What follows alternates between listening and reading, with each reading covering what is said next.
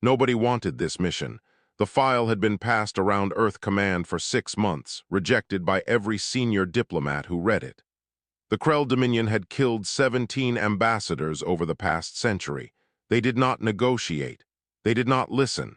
They simply destroyed anything that approached their borders. David Reyes took the file from his desk and signed his name at the bottom. His assistant, a young man named Peter Walsh, stared at him like he had lost his mind.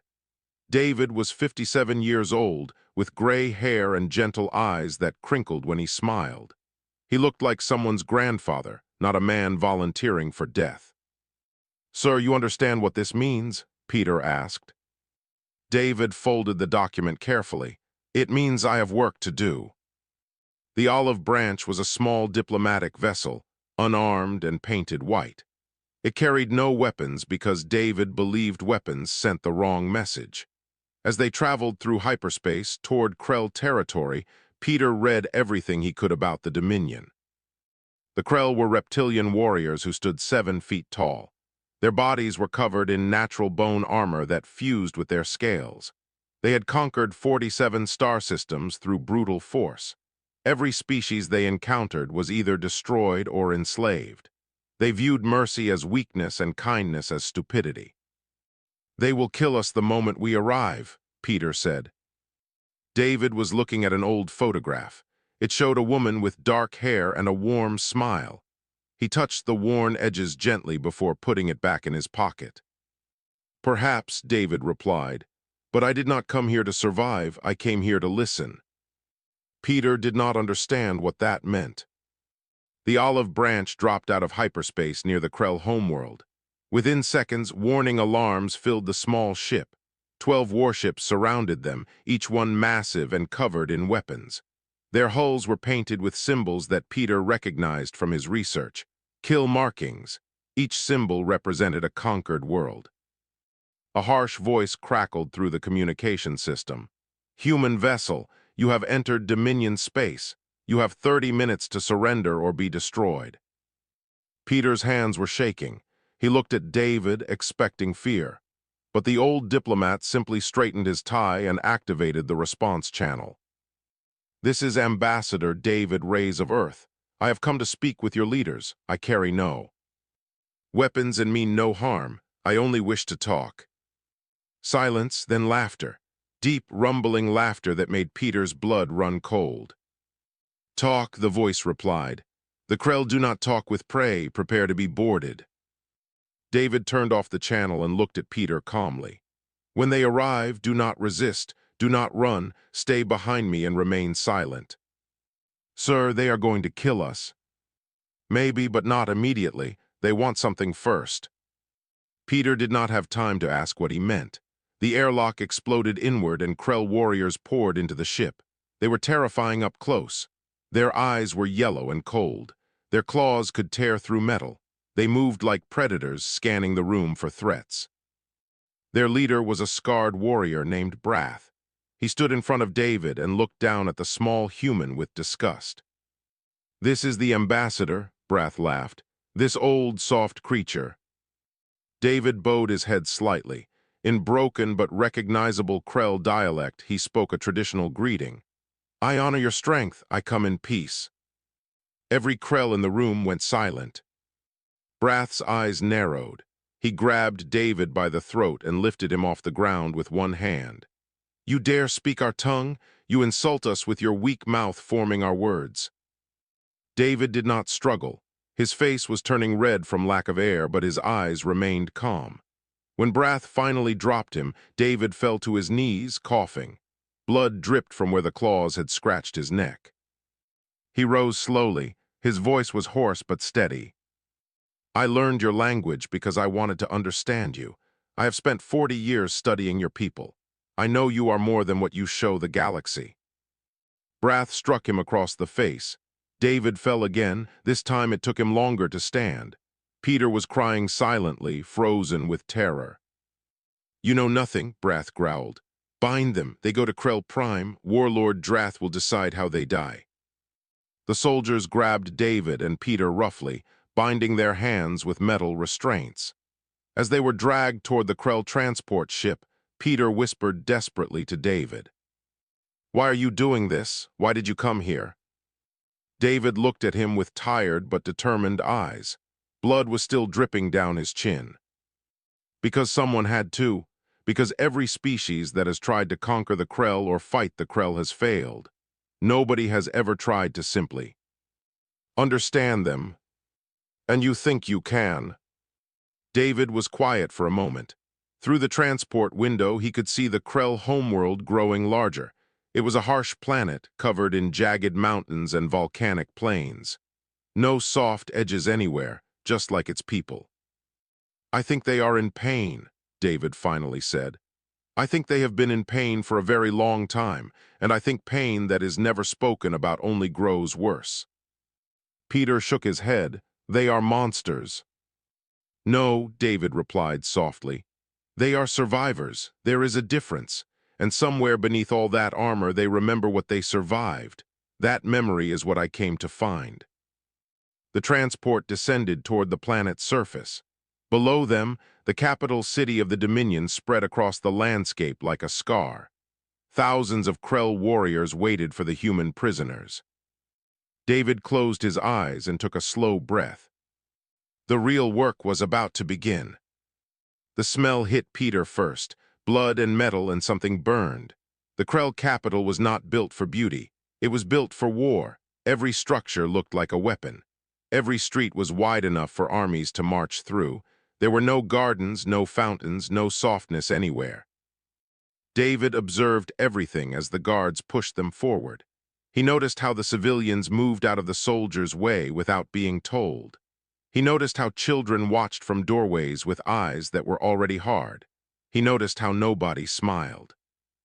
Pain lived in this city. You could feel it in the stone. They were brought to a massive fortress in the center of the capital.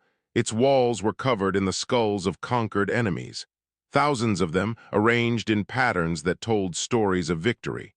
Peter felt sick looking at them. David looked at them with sadness. Inside, they were thrown to the floor of a great hall. Torches burned along the walls. And at the far end, seated on a throne made of black metal, was Warlord Drath. He was the largest Krell that Peter had ever seen. His body was covered in battle scars that had been carved into patterns. His eyes burned with cold intelligence. Unlike the soldiers who were simply brutal, Drath seemed calculated. Every movement he made was deliberate. So Drath spoke, his voice echoing through the hall. "These are the humans who dared approach our borders." He stood and walked toward them slowly. Each step was heavy, the floor seemed to shake. "Your species confuses me. You come from a death world. Your planet should have killed you 1,000 times, and yet you survived through weakness, through cooperation, through helping each other." He spat the last words like they were poison. David raised his head. "We call it compassion." Drath laughed. "Compassion, a prettier word for weakness. Tell me, human, why did you come here? Did you think your soft words could change us? Did you think we would hear your pathetic pleas for peace and suddenly forget who we are?" David's voice was calm. "I did not come to change you. I came to understand you." "There is nothing to understand. We are the Krell Dominion. We conquer. We dominate. That is all we are." "No," David said quietly. "That is all you show, but it is not all you are." The hall went silent. Every Krell guard tensed. Peter closed his eyes, certain that David had just spoken his last words. Drath moved faster than seemed possible for his size. He grabbed David by the front of his shirt and lifted him into the air. "You dare to tell me who I am?" David did not flinch. His feet dangled above the ground. His face was inches from Drath's razor teeth. "I have studied your people for 40 years, David said. "I have read every text, every fragment of history, every story that survived. I know about the ancient Krell, the ones who built with beauty instead of blood, the ones who created art and music and poetry." Drath's grip tightened. "You speak of legends, children's tales. I speak of truth. The Krell were not always this way. Something happened to you, something terrible, and rather than heal from it, you became it." For just a moment something flickered in Drath's eyes, something old and buried. Then it was gone, replaced by rage. He threw David across the room. The diplomat crashed against the stone wall and crumpled to the ground. Peter screamed. The guards did not move. Drath stood over David's broken form. You will be executed at the Festival of Dominion 3 days from now. The entire empire will watch you die, and your species will learn what happens to those who speak of things that should remain buried. He turned to the guards. Take them to the deep cells, no food, no light. Let them taste despair before they taste death. The guards dragged David and Peter through endless tunnels that went down into the planet itself. The walls became rougher. The air became colder. Finally, they reached a small stone cell with no windows and no comforts. The guards threw them inside and sealed the door. Darkness swallowed everything. Peter crawled toward where he had heard David fall. His hands found the older man's body. David was breathing, but barely. His ribs were broken. Blood soaked his clothes. Why, Peter whispered into the darkness, why did you provoke him? David coughed painfully.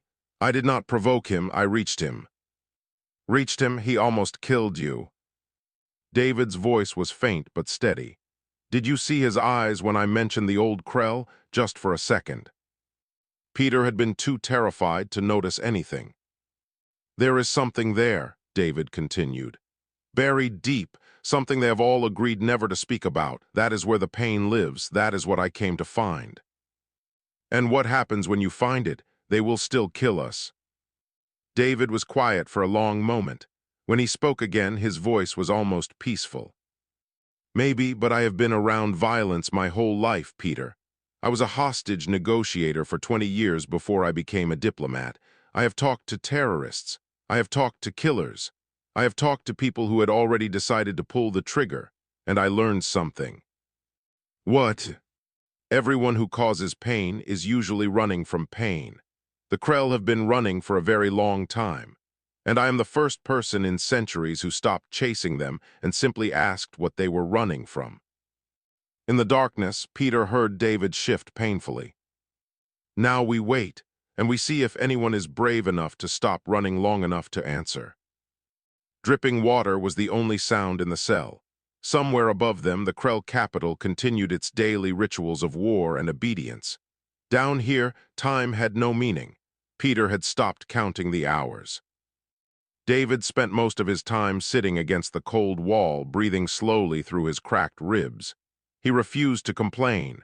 Instead, he listened. He listened to the footsteps of guards passing by. He listened to the distant echoes of the fortress above. He listened to everything. What are you doing? Peter finally asked. Learning, David replied. Every sound tells a story. On what Peter guessed was the second day, a slot in the door opened. A tray of food slid through, not the rotting scraps they expected, but actual bread and water. Someone was breaking the rules. David moved painfully toward the door. Thank you. No response, the slot closed. But David had seen something, a glimpse of scales, a damaged eye that caught the torchlight from the hallway. The next time the slot opened, David was ready. I saw your eye, an old injury. It never healed properly, did it? The slot froze halfway closed. I had a friend once with a similar wound, David continued softly. He was told it made him weak, that real men do not carry scars they cannot hide. He believed them for years, until he learned that his wound was not his weakness, it was his story. Silence, then the slot closed completely. Footsteps walked away. Peter shook his head. You are wasting your breath, they hate us. That one does not, David said. That one is curious. The next feeding cycle, the slot opened again. This time a voice came with it, young, uncertain. Why do you not beg? The other prisoners always beg. David smiled in the darkness. What is your name? A long pause, Soreth. Soreth, that is a good name. I am David. I do not beg because begging assumes the other person does not already know what is right. I believe you already know. Know what? That killing unarmed prisoners does not make anyone stronger. It only makes the emptiness inside grow larger. The slot closed quickly.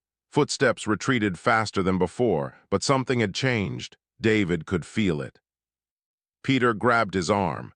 "What are you doing? If they catch him talking to us, they will kill him too." "He is already dying," David said quietly. "Just more slowly. Every Krell in this city is dying. They just do not know it yet." "I do not understand." David leaned back against the wall. The movement hurt, but he needed Peter to understand. "I spent my whole career talking to people in crisis. Kidnappers, terrorists, people who had given up on everything, and I learned that the most dangerous people are not the ones who feel too much. They are the ones who have stopped feeling at all. They build walls around their pain so high that they forget the pain is even there. And then they start causing pain to others because it is the only thing that makes them feel anything." The Krell, the entire Dominion, they have been numb for centuries.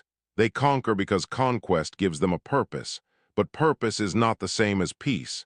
Inside, they are still carrying something they never dealt with. "What?" "I do not know yet, but Soreth might help me find out." Over the next 2 feeding cycles, Soreth stayed longer at the door.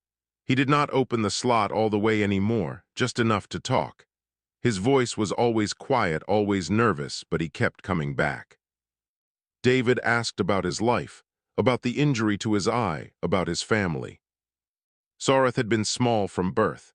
In Krell society, size meant everything. He was mocked by other children. His own father called him a disappointment.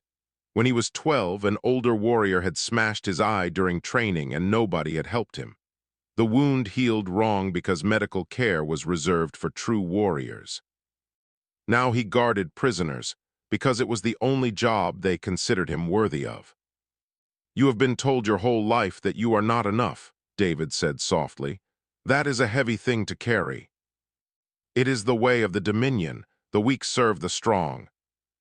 And yet you bring us extra food. You talk to us when you are forbidden to. That does not sound weak to me.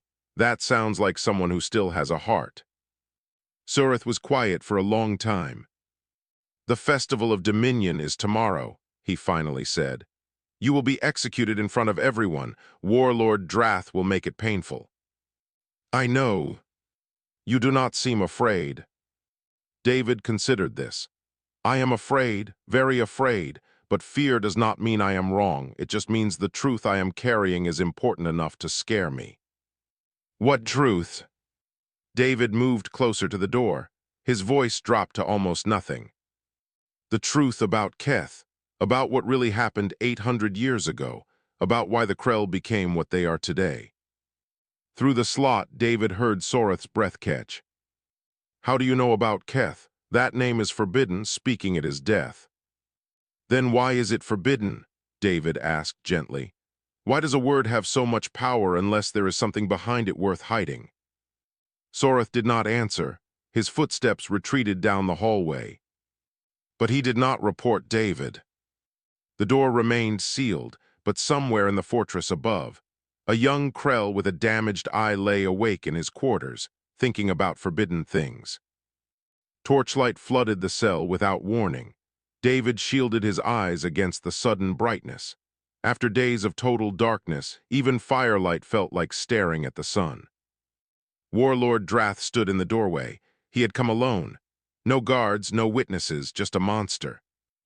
And his prey.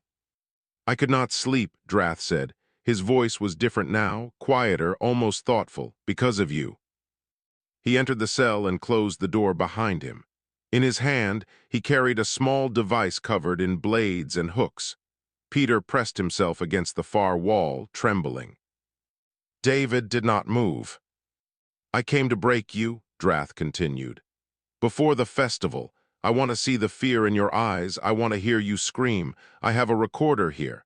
Your suffering will be broadcast across the Dominion as entertainment." He set the torture device on the ground between them. "But first, I need to understand something. How does a soft, weak creature like you walk so calmly toward death? What makes you think you can challenge the Dominion with nothing but words?" David met his eyes steadily. "May I tell you a story?" Drath laughed bitterly. You are about to die and you want to tell stories. Stories are how we understand each other. Please, just one story. Something in David's voice made Drath pause. Perhaps it was the lack of fear. Perhaps it was simple curiosity. The warlord had killed hundreds of enemies, but he had never met one quite like this. Fine, one story, then I begin. David nodded. He took a slow breath, wincing at the pain in his ribs. 40 years ago, I was a young man on Earth. I worked in a building where people went to negotiate with criminals, kidnappers, terrorists, people who had taken hostages and were ready to kill them. My job was to talk them down. Why would you talk to criminals? Why not simply kill them? Because killing them usually meant the hostages died too, and because sometimes the criminals could be saved along with their victims. Drath scoffed but did not interrupt. One day we had a situation. A man had taken his entire family hostage, his wife, his children.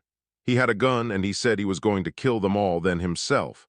The police wanted to storm the building. I asked for 5 minutes.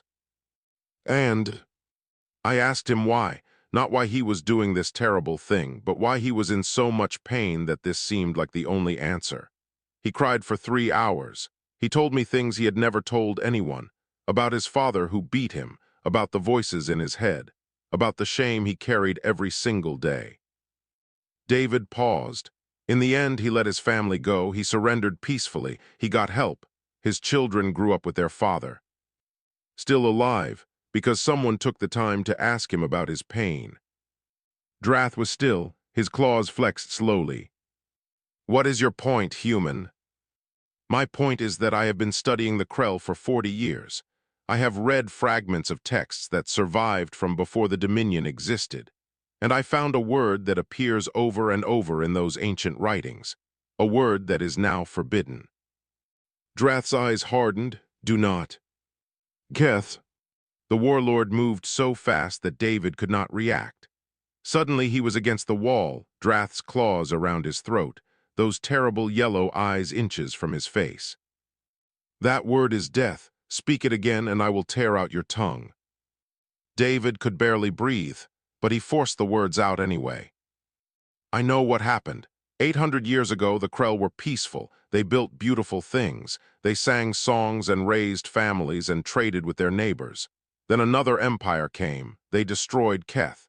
They killed billions of your people. They burned everything the ancient Krell had created. Drath's grip was crushing. David's vision was going dark at the edges. The survivors became something else. They became the Dominion. They told themselves they would never be victims again. They became the conquerors instead of the conquered. They built walls around their pain so high that no one could see the wound underneath. Stop. But the wound is still there. It has always been there. Every species you destroy, every planet you conquer, every act of violence you commit is just another layer of armor around the thing you cannot face. I said stop. Drath threw David to the ground. The diplomat lay there gasping, unable to move, but his eyes never left the warlord. You are in pain, David whispered. All of you. Your entire species has been in pain for 800 years, and instead of healing, you have been spreading that pain to everyone you touch, because hurt people hurt people. It is the oldest truth in the universe.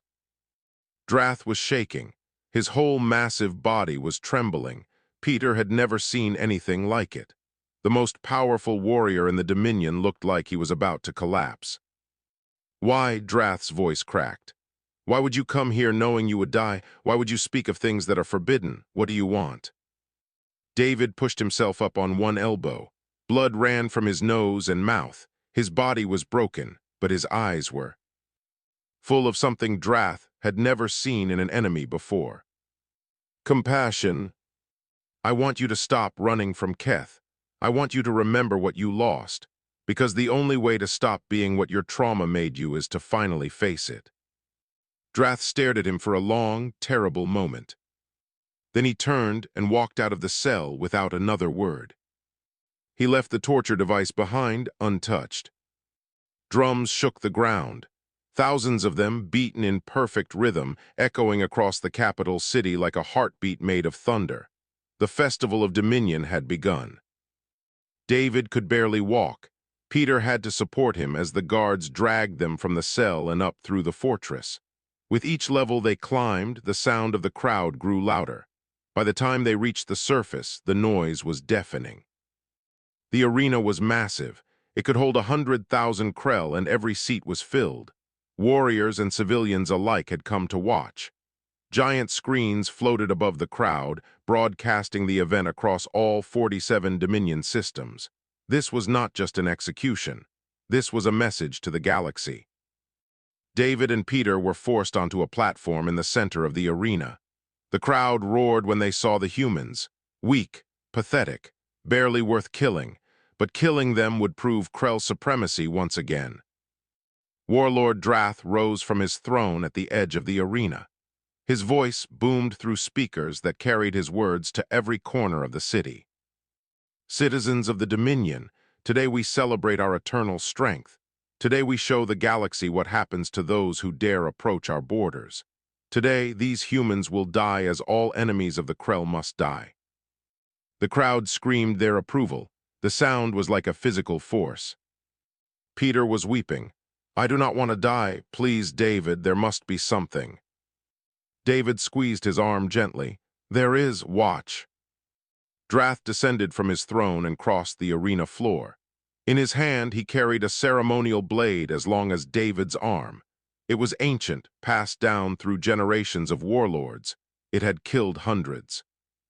He stopped in front of David. "Any last words, human?" The screens zoomed in on David's broken face.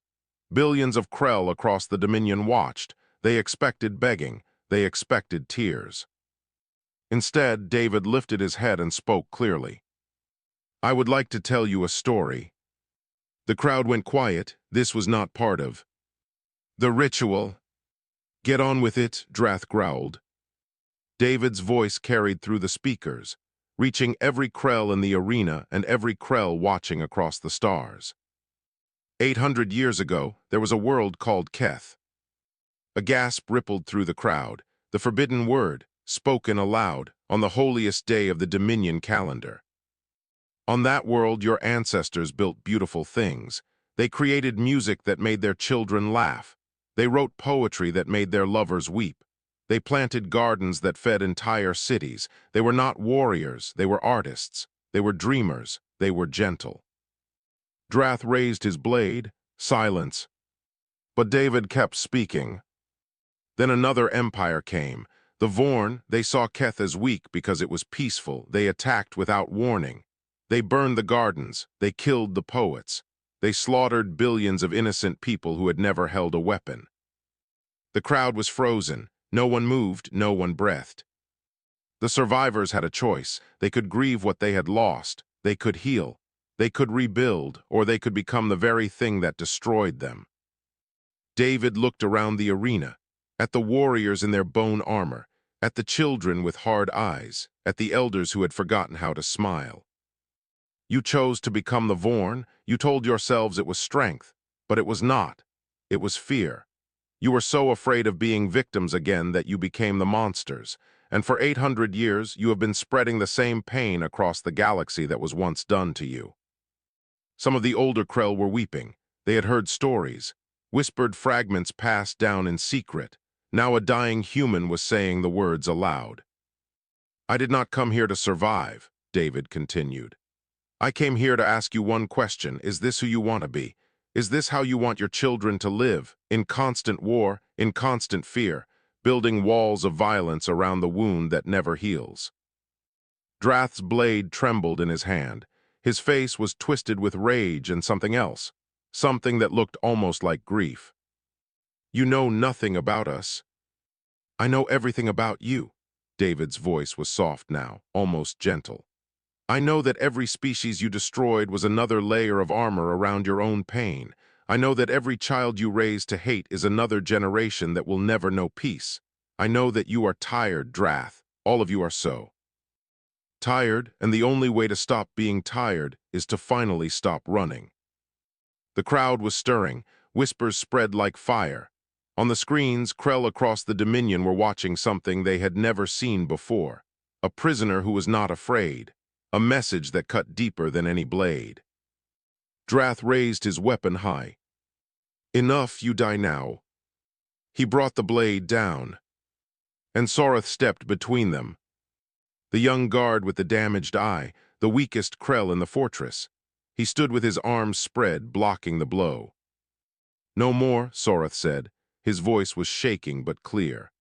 I am tired of pretending we are not broken. I am tired of watching us destroy everything we touch. He is right. He is right about all of it. And I will not let us murder the first person in 800 years who tried to help us heal. The arena exploded into chaos. Guards rushed forward to kill Soreth, but before they could reach him, something unexpected happened. Other Krell stepped into their path, young warriors, weary veterans, civilians who had never fought a day in their lives. They formed a wall around the human and the young guard with the damaged eye.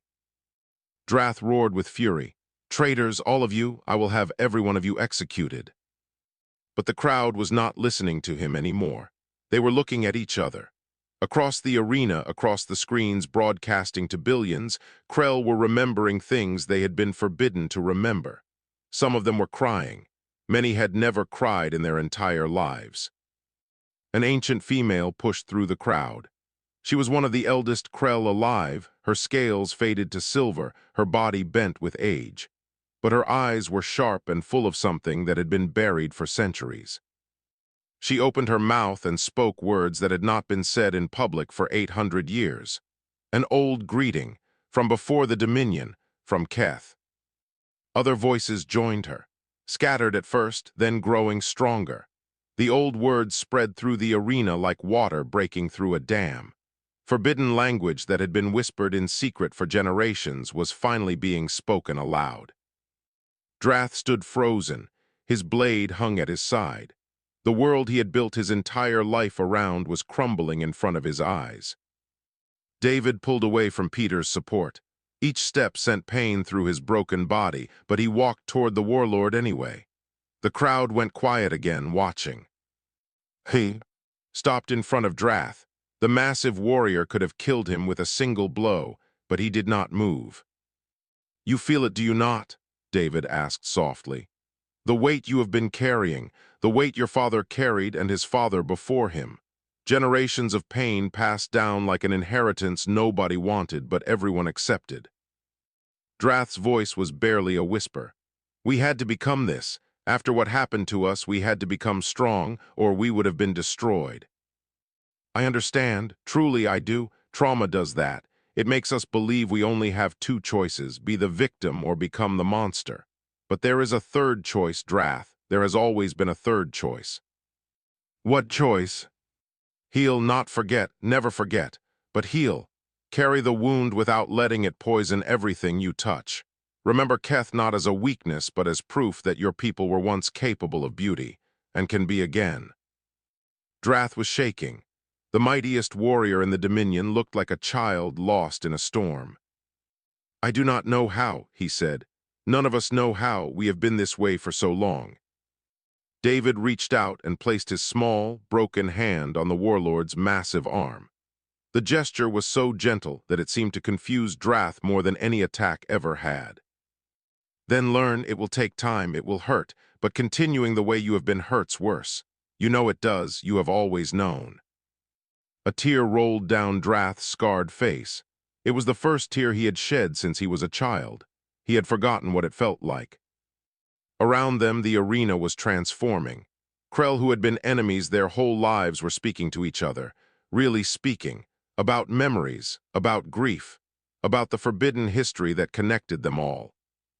The execution did not happen that day. In the weeks that followed, something unprecedented occurred. The Dominion did not collapse, it did not suddenly become peaceful. 800 years of trauma could not be undone in a moment, but the conversations started, real conversations about Keth, about what was lost, about what might be possible. David stayed on the planet as his wounds healed. He met with elders who remembered fragments of the old ways. He spoke with young Krell who had never known anything but war and were hungry for something different. He listened more than he talked. The Dominion did not join the Galactic Accord. They were not ready, but they agreed to open their borders to dialogue. Actual diplomats would come, trade routes would be discussed. It was the smallest possible beginning, but it was a beginning. On the day David prepared to leave, Soreth came to see him off. The young guard looked different now. He stood straighter.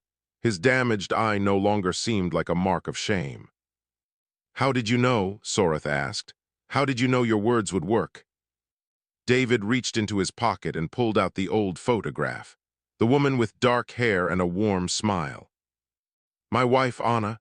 She died 10 years ago from an illness we could not cure. Before the end, she told me something I never forgot. She said that the hardest walls protect the deepest wounds, and the deepest wounds need the most gentle hands." Soreth looked at the photograph for a long moment. "She sounds wise." She taught me that courage is not about being unafraid. It is about being terrified and choosing kindness anyway. The olive branch lifted off from the Krell capital. Peter sat beside David, still processing everything that had happened. "You almost died," Peter said. "Many times, was it worth it?" David watched the planet grow smaller through the window. Somewhere down there, a broken species was taking its first steps toward healing. It would take generations. There would be setbacks. Old habits would fight against new growth, but the seed had been planted. "Every word," David replied. "Every moment of fear, every broken bone, worth it." Back on Krell Prime, a young child tugged at her grandmother's sleeve. "Tell me about Keth," she said.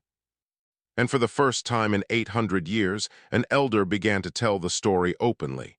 Not as a forbidden wound, but as a garden that might bloom again.